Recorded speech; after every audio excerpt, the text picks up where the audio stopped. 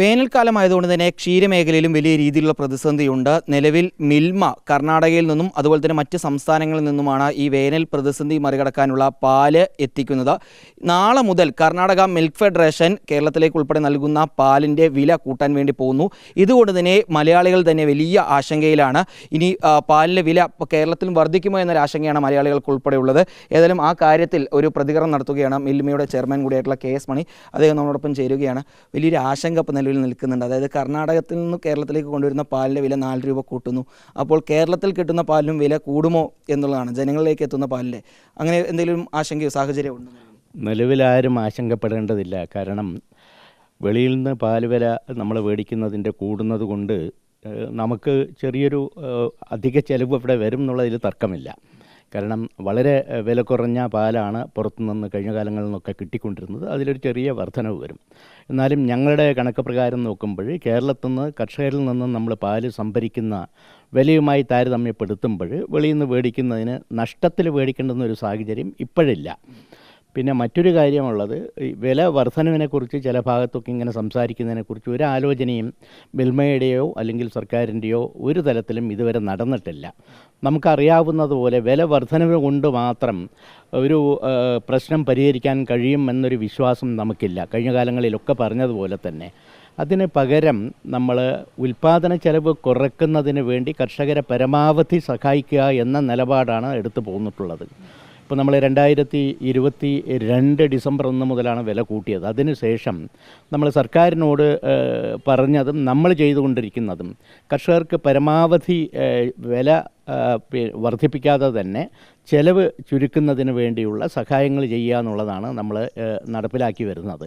അതിലേറ്റവും പ്രധാനമായിട്ട് കാലിത്തീറ്റ വില കുറഞ്ഞ സബ്സിഡി റേറ്റിൽ കാലിത്തീറ്റ കൊടുക്കുക. മറ്റ് ഇതര കാലിത്തീറ്റകൾ ആൾട്ടർനേറ്റീവ് ഫീഡ്സ് എല്ലാം വലിയ സബ്സിഡിയോട് കൊടുക്കുക. അങ്ങനെയാണ് കർഷകരെ സംരക്ഷിച്ച് മിൽമ വരുന്നത്.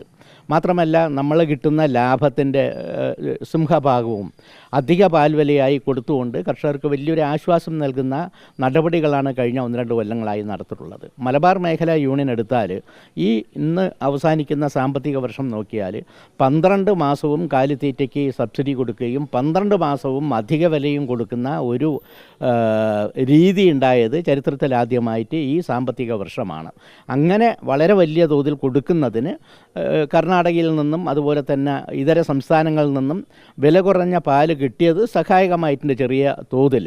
പക്ഷേ നമ്മൾ നോക്കൂ, ഇപ്പം നമ്മൾ എടുത്തു നോക്കിയാൽ കഴിഞ്ഞ സാമ്പത്തിക വർഷം മലബാർ മേഖലാ യൂണിയനിൽ മാത്രം 49 കോടി രൂപയുടെ സഹായമാണ് കർഷകർക്ക് പാലിന് അധിക വിലയായിട്ടും കാലിത്തീറ്റ സബ്സിഡിയുമായിട്ട് നൽകിയത്. അതിപ്പോൾ നമ്മൾ നോക്കുന്ന സമയത്ത് ഏകദേശം 70 കോടി രൂപ മലബാർ മേഖലാ യൂണിയനിൽ മാത്രം ഇത് സഹായിക്കാൻ കഴിയും. ഇതൊക്കെ കർഷകർക്ക് വലിയൊരു ആശ്വാസമാണ്. ഇപ്പോൾ കഴിഞ്ഞ സാമ്പത്തികം എടുത്താൽ മിൽമ മൊത്തത്തിന് നമ്മളെ ലാഭത്തിൽ നിന്നും 125.5 കോടി രൂപയാണ് കർഷകർക്ക് ഈ പറഞ്ഞ അധിക പാൽവിലയും കാലിത്തീറ്റ സബ്സിഡിയുമായി കൊടുത്തിട്ടുള്ളത്. അപ്പോൾ മിൽമയ്ക്ക് കിട്ടുന്ന ലാഭത്തിൻ്റെ മൃഗീയ ഭാഗവും നമ്മളെ കർഷകരെ സഹായിക്കുന്നതിന് വേണ്ടിയാണ് ചെലവഴിച്ചിട്ടുള്ളത്.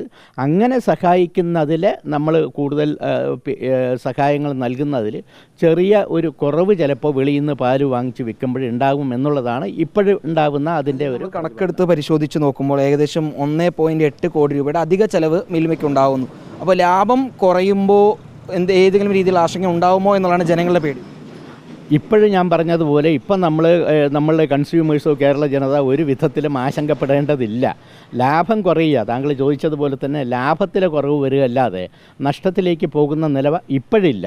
പക്ഷേ ഇതിങ്ങനെ ഭീമമായി ഇനിയും വലിയൊരു വർധനവ് വന്നു കഴിഞ്ഞാൽ സ്വാഭാവികമായിട്ടും നമ്മൾ പാലിൻ്റെ വില വർദ്ധിപ്പിക്കണോ എന്ന കാര്യത്തെക്കുറിച്ച് വിവിധ തലങ്ങളിൽ ചർച്ച ചെയ്യും. ഇപ്പോൾ അങ്ങനെ ആരും ആശങ്കപ്പെടേണ്ട. ഇപ്പം നമ്മൾ വില വർദ്ധിപ്പിക്കുന്നതിനെ കുറിച്ചിട്ടുള്ള ഒരു ചർച്ച ഒരു വേദിയിലും ഇതുവരെ നടത്തിയിട്ടില്ല. വേനൽക്കാലമാണ്, കേരളത്തിലുള്ള ഉൽപ്പാദനം കുറഞ്ഞതുകൊണ്ടാണ് ഇപ്പോൾ നമുക്ക് അധികമായി പാല് പുറത്തുനിന്ന് വാങ്ങേണ്ടി വരുന്നത്. ഇനി അടുത്ത സാമ്പത്തിക വർഷമെങ്കിലും കേരളത്തിലെ ഈ വേനൽക്കാല സമയത്തൊക്കെ ആകുമ്പോഴേക്കും ഉൽപ്പാദനം കൂട്ടാനുള്ള ഏതെങ്കിലും മാർഗ്ഗങ്ങളുണ്ടോ? വേനൽക്കാലത്ത് മാത്രമല്ല, ഇതിനു മുമ്പൊക്കെ ഞാൻ സൂചിപ്പിച്ച പോലെ തന്നെ നമ്മളുടെ ഒരു ഭാഗത്ത് വിൽപ്പന വളരെ വലിയ തോതിൽ വർദ്ധിപ്പിക്കുന്നതിൻ്റെ ശ്രമത്തിൻ്റെ ഭാഗമായി വിൽപ്പന വർദ്ധിപ്പിക്കുകയും സംഭരണം കുറയുകയും ചെയ്യുന്ന സ്ഥിതി സ്ഥായിയായിട്ടുണ്ട്. അപ്പോൾ നമ്മൾ വേനൽക്കാലത്ത് മാത്രമല്ല, അല്ലാതെ തന്നെ നമ്മൾ 6 ലക്ഷം ലിറ്റർ, 5 ലക്ഷം മുതൽ 7 ലക്ഷം ലിറ്റർ വരെ ഒരു ദിവസം വെളിയിൽ നിന്നും പാല് മേടിച്ച് എല്ലാ ദിവസവും മേടിച്ചുകൊണ്ടിരിക്കുന്ന ഒരു സ്ഥിതിയാണ്. വേനൽക്കാലമായപ്പോൾ ചെറിയൊരു വർധനമുണ്ടാവും, സ്വാഭാവികമായിട്ടും സംഭരണത്തിലെ കുറവ്. അത് പരിഹരിക്കുന്നതിന് വേണ്ടി സർക്കാരും നമ്മളും ഒക്കെയായി ശ്രമിച്ചുകൊണ്ട് വരും സാമ്പത്തിക വർഷത്തിൽ വലിയ തോതിലുള്ള ഉൽപ്പാദന വർധനവിനുള്ള പരിപാടികൾ ആസൂത്രണം ചെയ്തിട്ടുണ്ട്. നമ്മൾ നേരത്തെ മാധ്യമങ്ങളിലൂടെയൊക്കെ പറഞ്ഞ പോലെ തന്നെ നമ്മളുടെ ഈ ശ്രമത്തിന് വലിയ സഹായം ചെയ്യുന്നതിന്, അല്ലെങ്കിൽ നമ്മളുമായിട്ട് സഹകരിച്ച് പോകുന്നതിന് കേരള ബാങ്കുമായിട്ടൊരു ധാരണാപത്രം നമ്മൾ ഒപ്പിട്ടിട്ടുണ്ട്. അപ്പോൾ ഈ മേഖലയിലേക്ക് വരാൻ താല്പര്യമുള്ളവർക്ക് പരമാവധി സഹായങ്ങൾ ചെയ്ത് അവരെ ഈ മേഖലയിൽ കൊണ്ടുവരാനുള്ള നടപടികൾ വരും ദിവസങ്ങളിൽ അല്ലെങ്കിൽ അടുത്ത മാസം തന്നെ നമുക്ക് നല്ല രീതിയിൽ നടക്കും. അപ്പോൾ കുറേയധികം ഉൽപ്പാദനം വർദ്ധിപ്പിച്ചു കൊണ്ടുവരാനുള്ള ശ്രമങ്ങൾ നമ്മൾ നടത്തും. ഏതായാലും പാൽവില കർണാടക കൂട്ടിയാലും അത്തരത്തിലൊരു നീക്കം കേരളത്തിൽ നിലവിൽ ഉണ്ടാവില്ല. ലാഭവിഹിതം കുറഞ്ഞാലും നഷ്ടത്തിലേക്ക് പോവാത്തത് കൊണ്ട് തന്നെ ഏതായാലും പാലിൻ്റെ വില കേരളത്തിൽ കൂട്ടേണ്ട സാഹചര്യമില്ല എന്നാണ് ഇപ്പോൾ മിൽമയുടെ ചെയർമാൻ കൂടിയായിട്ടുള്ള KS മണി വ്യക്തമാക്കിയിട്ടുള്ളത്. വീഡിയോ ജേർണലിസ്റ്റ് വിനൂസിക്കൊപ്പം റിപ്പോർട്ടർ ഇക്ബാൽ അർക്കലിൻ, റിപ്പോർട്ടർ പാലക്കാട്.